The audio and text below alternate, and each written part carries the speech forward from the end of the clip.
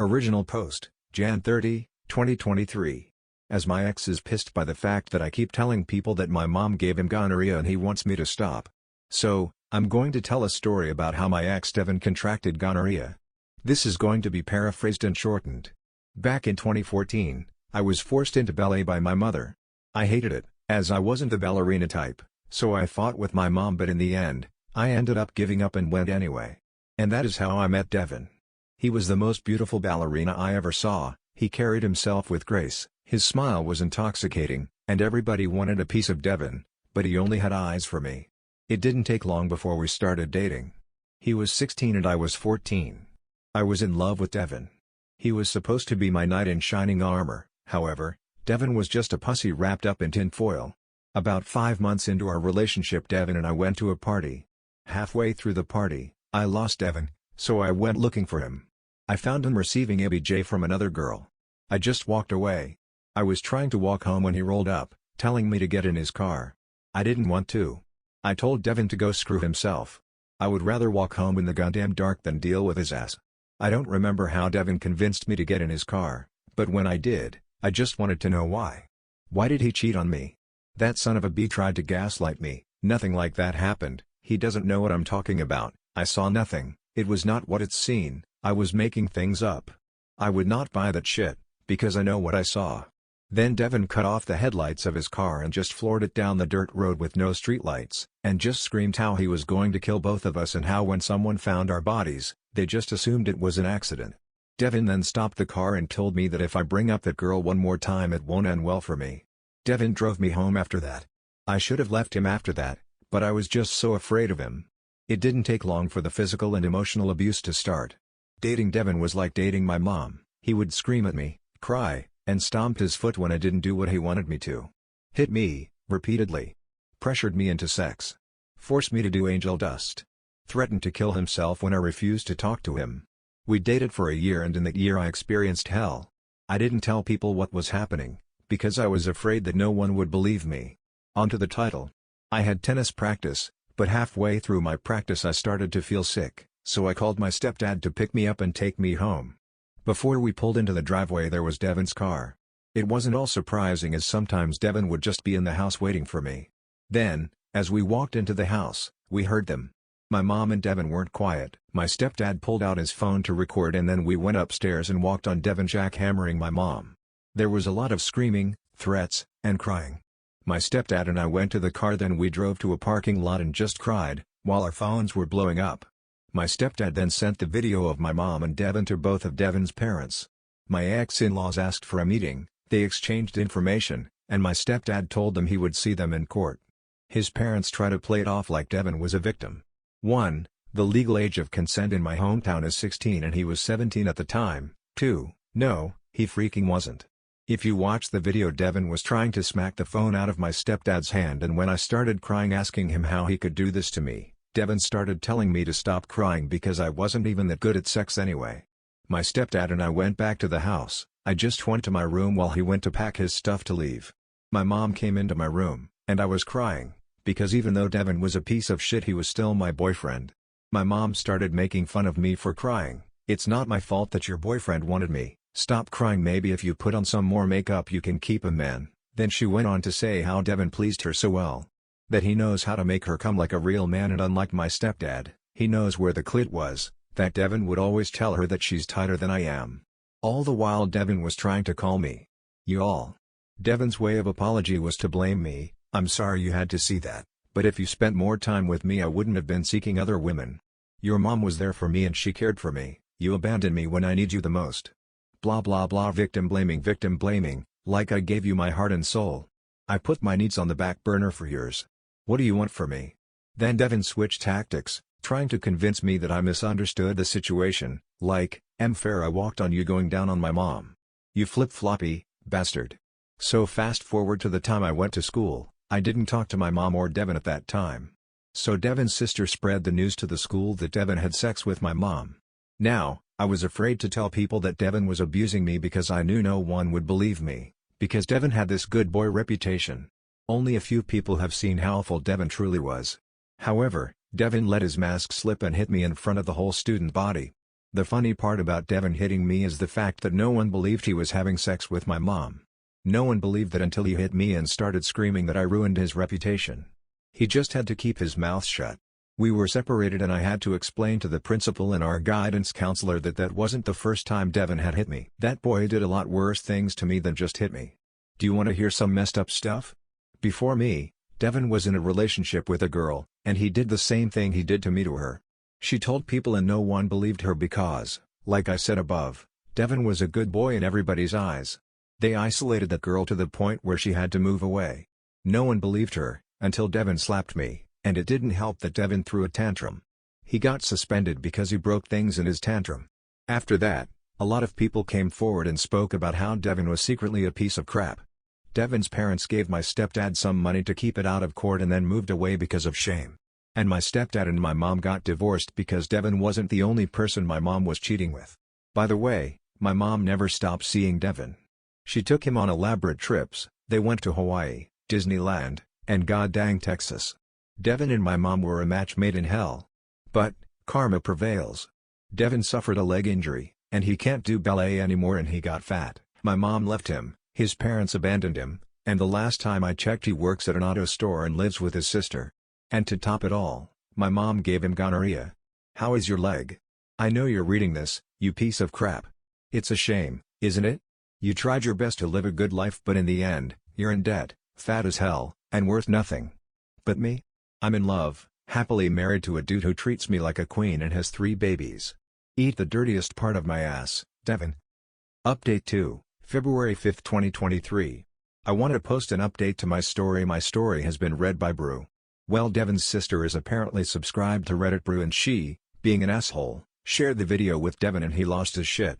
Devin broke things and when his sister laughed at him, Devin hit her and stole her laptop to contact me through Discord. Also, I'm sorry about the grandma mistakes. I'm way too tired to try to fix them today. This is the text message I received from him. I just don't know where to post them so I'm going to copy from Discord to here. Addison, I understand what I did to you was painful, but it was almost 8 years ago. Your little Reddit post went way too far and now it's everywhere on YouTube. Does it feel good knowing that you humiliated me? I'm asking you. I'm begging you, Addison, please remove the post before my work sees it. Never once did you apologize to me, Devin. This is the first time you acknowledge what you did to me. I don't care that it's almost been 8 years. I don't care because never once you said I'm sorry to me. Never once you say, I'm sorry Addison for basically raping you, drugging you, forcing you to do drugs, hitting you, screwing your mom, never once. And when you did, you say I'm sorry but, then blame me. You expect me to get over it, you expect me to let it go, you affected me to where it took me years to trust another person. What your sister has told me, you have not changed in a little tantrum you threw when your sister laughed at you, shows that even though it's been damn near 8 years you really have not changed. Yes, I take great pleasure in humiliating you. Do you know how many Devins work in an auto store? Unless you've been bragging about screwing people's mamas, I doubt people would put 2 and 2 together. You better be lucky your sister only kicked you out. If I was her, I would have called the cops on you for hitting me and destroying my things. Go screw yourself, Devin, you're one of the reasons why I'm in therapy. Maybe one day I will forgive you, but we both know damn well it won't be tomorrow. Also, some people think that my mom raped Devin as he was 17 and could not consent to my mom. Yeah, that is bullcrap. Devin was a predator. He was 17 so when their little love affair started, he was above the age of consent in my hometown. I'm not saying what they did was right, I'm saying Devin knew what he was doing. Devin was a predator. He knew what he was doing. He knew when to keep his mouth shut and when to speak. He knew who to target and who to become friends with. He knew who to abuse and who to be buddy-buddy with. He targeted the weak and friended the strong. Devin was a predator, he was not a victim of my mom. Just because he was young does not mean he couldn't consent. I didn't mention this in my last post but Devin used to send me videos of him doing sexual things with other people just to make me upset.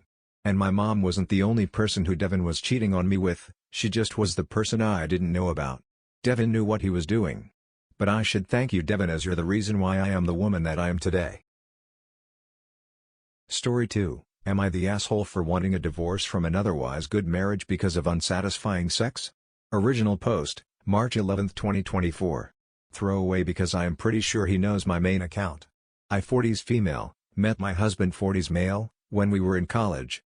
Both from very conservative religious backgrounds. Married super young and had 3 kids relatively quickly. The youngest will be an adult soon. To say I was sexually repressed would be an understatement. I didn't even have my first orgasm until I was 22 years old, and it was practically by accident. Sex with my husband has always been satisfactory. In the beginning, especially, it was more about the intimacy and closeness and less about the act itself or getting off. My husband has a hair trigger, gets excited and it's over easily. Still to this day, over 20 years later. I think he's a premature ejaculator, but no official diagnosis or anything. So sex is often over quickly. He doesn't want to leave me hanging, so he will then try to get me off manually, but over 90% of the time I just fake orgasms to get it over with because I know he can't get me there. He is not adventurous. He doesn't want to have oral sex, giving or receiving. He's okay with taking direction, but me just constantly telling him what to do turns into a mood killer for me. Anytime I discuss working on our sex life, he shuts down. Based on an experience we had about 12 or 13 years ago where we went to therapy for something that happened, not related to our marriage, he will not entertain the thought of therapy. Not sure if it's because of the sex, but I'm only sometimes attracted to him. Some days I see him and I'm sure I have hearts in my eyes. Other times, especially in bed, I feel nothing. I have faked being asleep to avoid sex with him. Other times I will initiate sex and basically use him like a sex toy, but I no longer feel any emotional connection. Aside from sex, our marriage is great. We raised wonderful humans. He loves and dotes on me. He still sends flowers to my work. He is patient and thoughtful and listens. He's affectionate and always wants hugs or cuddles. He has always been good about sharing housework and responsibilities. He's always been a super hands-on dad. My family loves him, and his family loves me. We have a lot of shared hobbies and interests. I genuinely enjoy his company. I don't know if this is a midlife crisis, but I have a constant nagging thought that this is it and I hate it. I've chosen to be married to him, which means I will never have a single enjoyable sexual experience with another human being for the rest of my life. I am not an ultimatum person, and even if I gave him one, he's not going to magically turn into a good sexual partner. I have the number of some divorce lawyers and I'm thinking of calling them and just exploring. Sometimes the idea of being single is terrifying, and sometimes I think, it's not so bad. When I told my best friend, she flipped out. She said she would never speak with me again if I did this and that I'd lost my mind. She said it would be horrible and would ruin a good man's life. Am I the asshole? Editing to add some details because people keep asking. Yes, I own a vibrator. He does not want it used during sex. I have tried introducing porn. He is not open to it. I have been to therapy and will definitely be going again to a counselor. He is not open to it. I am not a convincing liar, and in most cases, he knows I'm faking orgasms. He frequently questions whether I just faked it, but he also now sees it as the signal for throwing in the towel and is okay to just stop there and cuddle. I have been blunt and open and honest about it. He shuts down. He will walk away, or cry, or sometimes say he's open to change, but then nothing will actually change. Edit 2, thanks everyone for your input. I wanted to hear it, good and bad. I made an appointment with a therapist for the end of this week. I am working on a list of things I would like to see change, working on limiting his alcohol consumption, addressing his health issues and obesity, not avoiding difficult conversations, in addition to the sexual issues, and will work with the therapist to figure out how to address them. A lot of what is going through my mind right now was the result of having 10 days to myself where he had to travel to Asia for work, and how happy and easy my life felt during that time. He was texting and calling constantly, telling me how much he missed being home, while I was loving single life where I cooked whatever meals I wanted and went out where I wanted and went on hikes and had coffee with coworkers and hung out with my youngest, just the two of us. I was masturbating at least once a day and having amazing orgasms. If I had thrown casual sex into the mix in that time, I probably would have been the happiest I've been in years. When he got back, he looked like absolute shit and said, "I never want to be apart that long again." We had sex within an hour of him coming home, and afterwards he was blissed out and I was numb. I think that's when it hit me how much more he gets from our relationship. Whether we stay together or not, something needs to change. Update 1, April 30th, 2024. Update to this post I made a couple of months ago. This is long and rambling, so the TLDR version is, in therapy, and things are the same or maybe worse. I took all of the comments to heart, particularly the critical ones. I met with 2 divorce lawyers that week to chat through what the divorce could look like. At the time I didn't expect it to be contentious, but I just wanted to know what the process would be. We have our house and some other assets in trust, and we've been together so long that I wasn't sure how simple it would be tonight unwind. I loved the house and I was the one who did most of the design and renovation, so my plan was to offer to buy him out of it if it came to that. Sat husband down and told him that I met with lawyers, and he said, "I know." Turns out he's been tracking me on Find My almost non-stop 24/7, and that one of the offices was the only address he didn't recognize as one of my usual haunts, so he drove by it. I didn't ask about the second one I saw, but it's next to a big shopping mall we frequent, so I think he must have just assumed that's where I was. I asked if he thought I was having an affair and he replied with, "No, I know you're not." Well yeah, because you're tracking me. I guess. Anyway, he said he knew this was coming, and wanted to do whatever it took to fix things. I told him I don't know if that's going to be possible, but at a minimum I would need 1. Couples counseling for us. 2. At least one visit to a sex therapist. 3. Individual therapy for him. 4. For him to sort out his health, follow the new diet from the endocrinologist, take the meds he's been prescribed, use the CPAP consistently, etc. I told him I would be with him every step of the way and support him in all of it, but nothing was going to happen unless he took initiative. I also asked what he needed from me, and all he said was no more talk of breaking up or divorce. I said okay to this, and also told him that I knew he hated administrative tasks like making appointments and getting insurance approvals. I could help with all of those things, even his. At first he agreed with the plan and vehemently insisted that he was on board. Finding an available LMFT with an appointment was not easy, but I managed to find one that was in network, and they had an opening 2 days later. My husband hemmed and hawed about going because it was so soon. Then he said, "It's a woman, so you and she will just gang up on me." I canceled that appointment, and it wasn't easy, but I found a male therapist who could squeeze us in for the following week. I found a different male therapist for him to see alone, but that appointment was 3 weeks out. I also made a follow-up endocrinologist appointment for him and that hasn't happened yet, and he still hasn't filled his prescriptions or started the diet. On the day of the therapy appointment, which was 6 p.m. on a Thursday, I'm in the waiting room 10 minutes before the appointment when my husband texts, "Emergency at work. Be there a little late." This man has had the same job for 23 years and the only time that there was an emergency that would have required him to stay that late was when someone literally died. The therapist comes out and introduces himself. I go in, and when I explain the situation, he tells me that he's seen a partner get cold feet about therapy many times.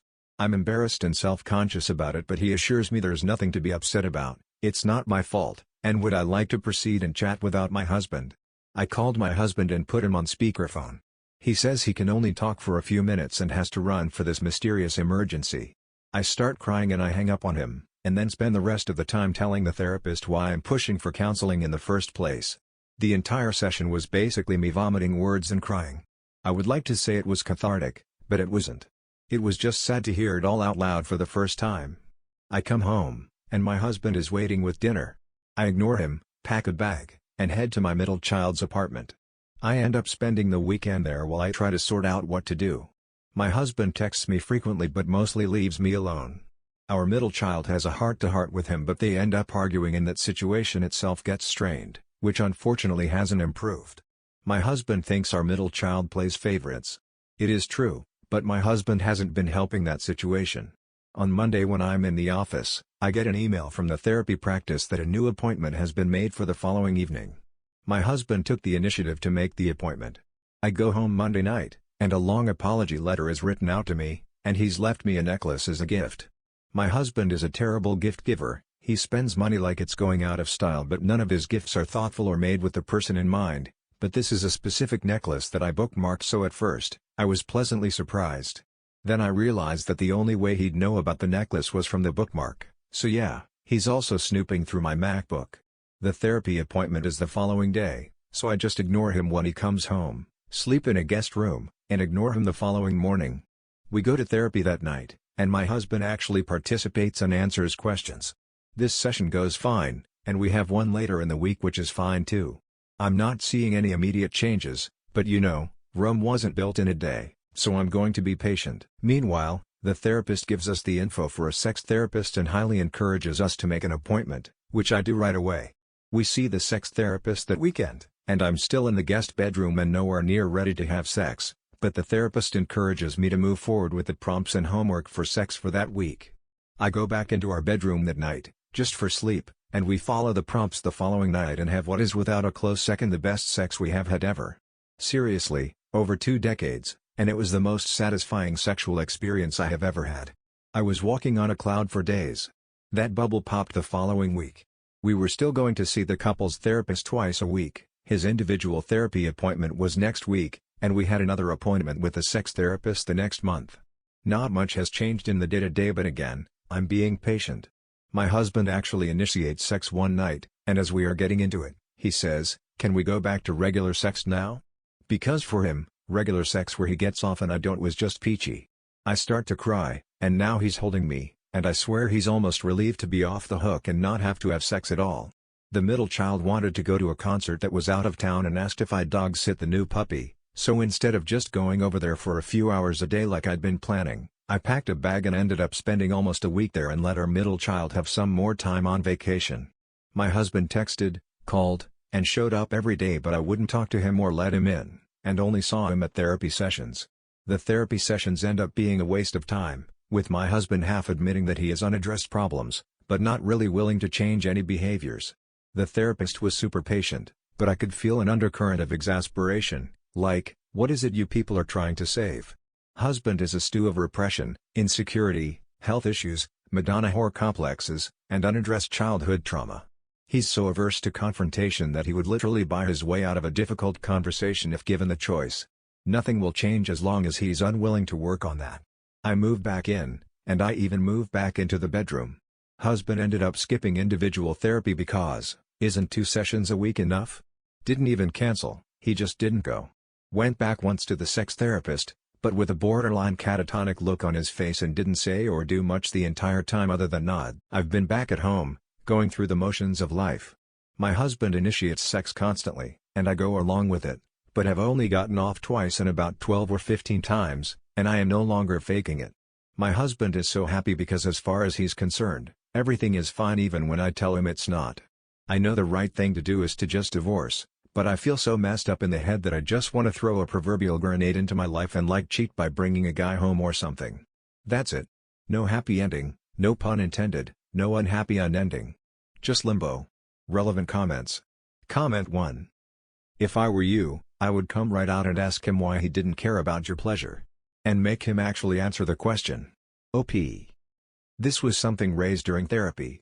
According to him, he's insecure about disappointing me because I'm so precious that he doesn't even want to try and be a letdown. Like, no sexual experience is good enough for me. I wish I was making that up, but it's almost verbatim his answer. Comment 2. First and foremost, change every password to every device. Turn off Find My access to him. Turn on 2-factor authentication and change your Apple ID password. Finally, do a factory reset on your phone and tablet, and reset it up manually.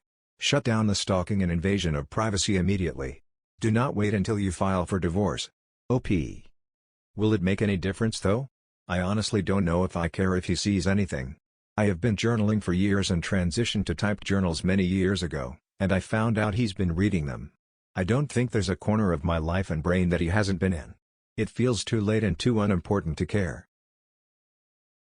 Does this dude even like his wife? Like, why not even try to improve things? How hard is it to care a little bit about your wife's satisfaction? I kind of get the not wanting to go to therapy, but how do you let it get to that point? Anyway, that's it for this video. Thank you for watching, and I will see you in the next video.